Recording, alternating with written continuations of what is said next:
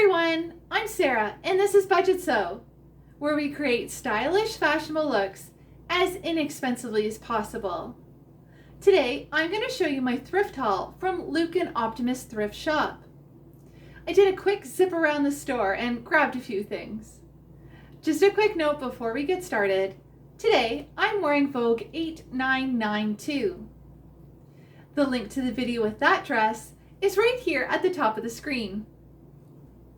The first item is this navy blue printed fabric that I bought for $5. It feels like a medium weight cotton and it has red and white stripes, anchors, and stars. It's 1¼ yards long by 44 inches wide. It's not really a large piece of fabric, but I love the pattern. I think that this will go really well with the navy and blue fabrics that I'm currently sewing for my travel plans. And I'll open it up.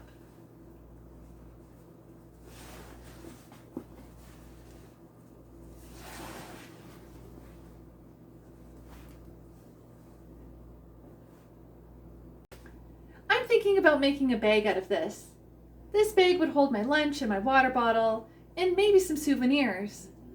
I'm leaning towards McCall's 8705 from 1996. These are great bags to carry at all. There's totes, backpacks, a sling bag, a new take on the messenger bag, and a shoulder bag. I really like views C and D. I also bought McCall's 7448 Learn to Sew for Fun sewing pattern for Misses and Girls aprons for 50 cents. View A has a contrast pocket and purchase lace or eyelet ruffling. View B has a contrast pocket and hemband and purchased rick-rack trim. View C has contrast pockets and View D has a contrast pocket band. All views have contrast waistbands and ties. The recommended fabrics are cotton and cotton blends. I love the ruffles on the hem and the bow on the pocket of View A.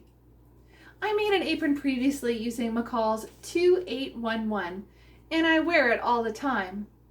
McCall's 2811 was published in 2000 and is part of their retro collection from the 1950s. I thought that it would be a good idea to make another apron for when McCall's 2811 is in the wash. I found these 4 ivory buttons with gold trim for 50 cents.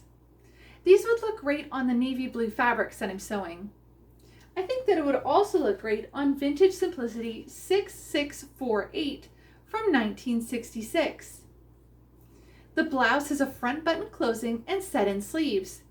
Views 1 and 3 have long sleeves gathered into buttoned cuffs.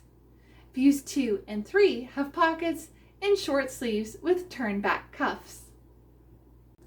Views 1 and 2 have a notched collar, and views 3 and 4 have a Bermuda collar.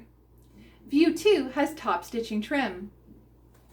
Another option would be to switch out the big yellow button and snap at the top of my Simplicity 4183 craft coat by Patty Reed Designs. I could add buttonholes and the buttons would look really snazzy.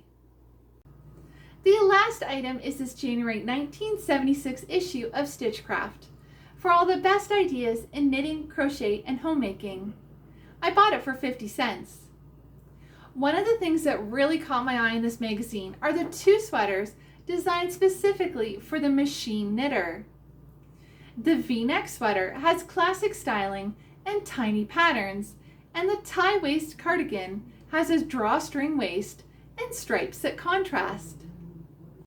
I've dreamed of having a machine knitter since I was little, and I remember the first time I saw one on a television commercial and I was hooked.